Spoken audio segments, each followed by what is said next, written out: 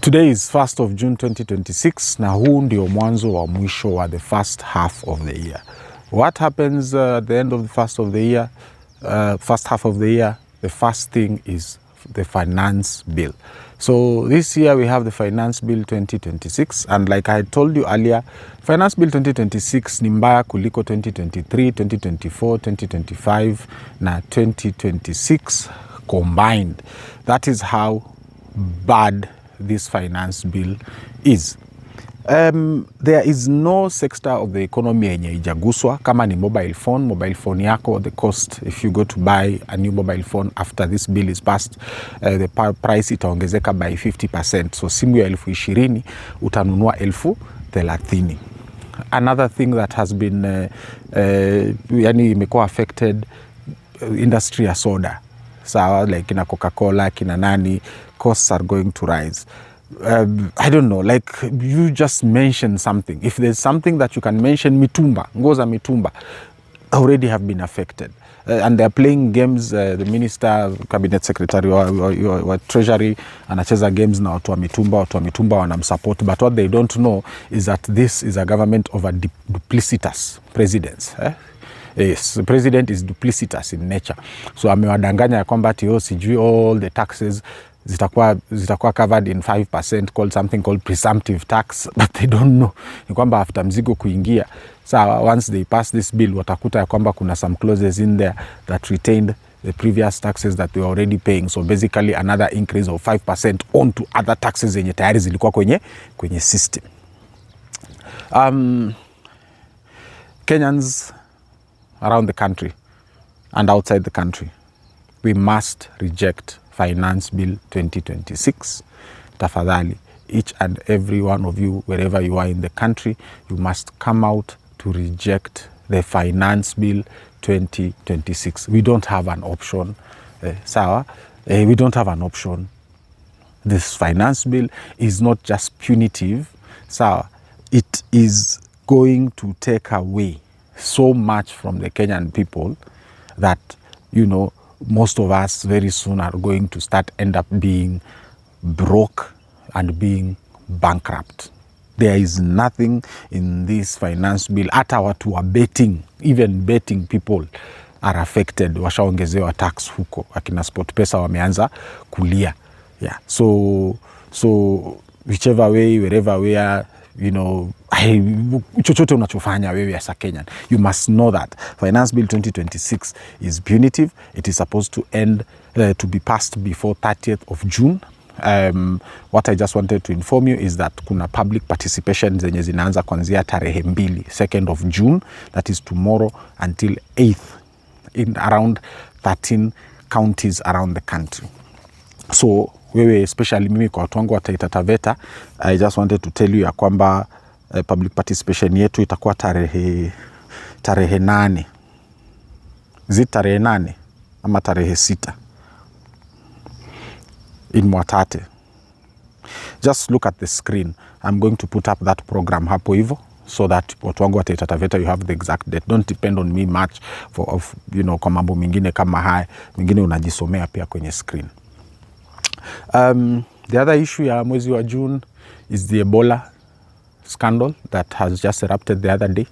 And now it has taken a new turn, a different twist, whereby the government of Kenya, influencers, and you know, President Ruto's stooges in Parliament and National Assembly and Senate wameanza sasa kungeuza histori wakisema this agreement was signed by the President Uhuru Kenyatta government.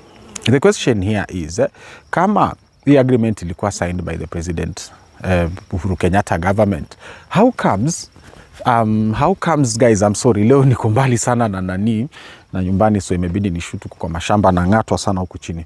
So how comes each and everything yenye President Uhuru Kenyatta left when he was in office, akiondoka, how comes mumepiga hizo vitu chini? Si hata juzi tumelipa France 7 billion after you guys President Ruto cancel contract ya kujenga Rironi Mau Summit Highway. See, we paid 7 billion to the French. So why is it that now kama ni Ebola, then whatever it is that Uhuru Kenyatta left in office alipoondoka was signed in stone and it cannot be reversed by President Ruto. Pana msitubebe wana. It has been reported that the US government has already landed a plane with medical staff huko Laikipia County, and as you can all see, I do not think personally that there is going to be any reason as to why the Kenyan government ya President Ruto na the US government ya President Trump are going to respect court orders. Hiyo kitu is clearly out of the question. Hawa watu wanaendelea na deal yao. Sawa, we all know, most of us know, if you don't know now you should know, that hiyo deal is not about Ebola, but it is about rare earth minerals kuibiwa kutoka Congo. Sawa, zinaletwa Laikipia where they are nicely packed, alafu ndio zinafanywa nini? Zinatumwa US. That is what is going on, guys. Don't let no one fool you that the US government is going to treat its citizens in a third world country like Kenya. The US government wametushinda mbali sana when it comes to healthcare. So the level of healthcare research yenye inaendelea huko US is way more advanced than sisi tunaweza hata kuimagine. Logistical means, yani kama US government wako na uwezo wa kusafirisha watu wao kutoka Congo, DRC hadi USA with one flight, which is more of a hospital than our Kenyatta National Hospital can ever be. Sawa, ukiangalia mambo ya technology, those guys technology yao iko juu sana, yani wametushinda mbali sana. So kutuambia ati ya kwamba watakuleta wagonjwa wa Ebola hapa Kenya kuatibu hapa, tusidanganyane, that is not the fact. The truth of the matter hapa ni mchezo wa madini. It is just rare earth minerals being stolen from the Congo na kuja kufanya nini? Kupakiwa vizuri hapa Laikipia na kupelekwa huko. So another thing that tells you there's something suspect here. Kwanzia hii scandal imeerupt, President Ruto hajasema kitu, nothing. The guy is quiet. He's just letting his dogs back huko. Au kina Cherargei au ma influencers huko Facebook wapi ndo wanapiga kelele mara sijui nini na nini na nini. Because President Ruto, that is how he operates. He is duplicitous in nature. Ikifika ambapo kuna scandal ambayo inamhusu yeye directly na yeye ana benefit directly, he will never say anything. So that is it about it. The final one, kitu ambacho tunaeka sasa, tunapiga, like we are shining a light on it right now, is the impeachment motion against President Ruto. Kenyans have become very angry. Kenyans have been screaming for the past few days. They want President Ruto akuwe impeached with immediate effect. And this ilizua mjadala mkubwa. Alafu kuna Saboti MP, Saboti Member of Parliament, Caleb Misi alienda kwa mtandao Twitter akasema ya kwamba if he is given 24,000 likes, he's going to impeach. He's going to start the impeachment motion against President Ruto. Yeah, I mean, for those who are on kwenye mtandao, mambo ya kuomba likes ndio ufanye kitu, hiyo ni mambo za hao wanaitwa Instagram buddies. You know, these girls on Instagram who say, yo, give me 100 likes and then I gift my friend some lotion or what. That's kind of nonsense. But anyway, people went with it and alifikisha 24,000 likes zake. We have no idea how he came up with the 24,000 likes number, but yeah, he came up with it and the people gave him the likes. So today is Monday, Republic holiday, kesho ni Tuesday. Wananchi wanategemea kwamba they are going to wake up to an impeachment motion.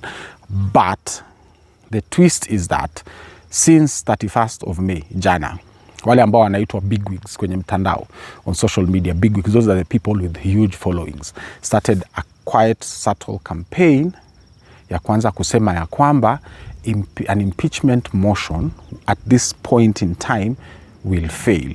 And when it fails, it will only embolden President Ruto. In as much as I agree with that, my issue ni moja, ya kwamba, why can't that impeachment motion ianzishwe? And then let us ask the people now, rally our MPs, our members of parliament, to vote for it. Because it's not about it failing. Kwa nini mnataka kusema ita fail kabla ya tujaanza? Why the defeatist mentality? And then today asubuhi, I will show you one or two tweets hapa. This Njeri Maina, kuna MP fulani anaitwa Njeri Maina. who has come out strongly to fight against the impeachment. Anasema, kwanza we need a third of parliament, which is 116 members of parliament. Anasema hata watu 50 wenyewe hawapatikani. Kwa hiyo bunge wenyewe watasupport nini? Watasupport hiyo impeachment motion. Yani ile tu kusign zile ya kwamba we support this motion ni a third of parliament. Alafu kushinda hiyo motion, like to vote for the impeachment is 2/3 of the parliament. So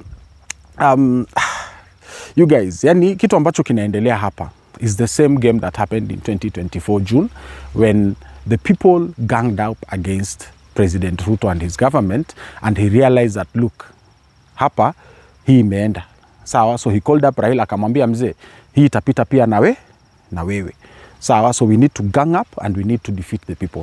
The issue that is happening here since 31st, since jana hadi leo sasa hivi naona MP sasa kina Njeri Maina wameanza kuongea, is that these people have realized that Kenyans are angry. Kenyans want President Ruto impeached. They know if President Ruto is impeached, sawa, and then Kindiki is a placeholder until August 2027, hata wao wenyewe watashindwa kukula. The issue is them stealing our taxes. Yeah. Because they're in the same game together. The game that Ruto is playing ya kutuibia taxes is the same game that members of parliament are playing. It is the same game that governors are playing. How many governors, wewe hapo mtazamaji wangu, my viewer, have you seen saying one term? How many governors have you seen saying one term? Kwa nini hawasemi one term? It is because wakianza kusema one term, sawa, President Ruto will send them Ethics and Anti-Corruption Commission na DCI. So it is better for us to shut up. Do you guys see the trend? It's a very clear pattern. So that is the first day of June 2026. This is your Jomba Mwabili Mwagodi. Thank you very much for your support. Number ni 0799428109 for those who want to fund the channel or those who regularly fund the channel. Na kwa wale ambao hawajawahi fund the channel, please, you are welcome. 0799428109. Help me tell the stories that are not told by the mainstream media and tell the stories that are not reported by your favorite bigwigs who are bought by President Ruto. Asanteni sana. Thank you.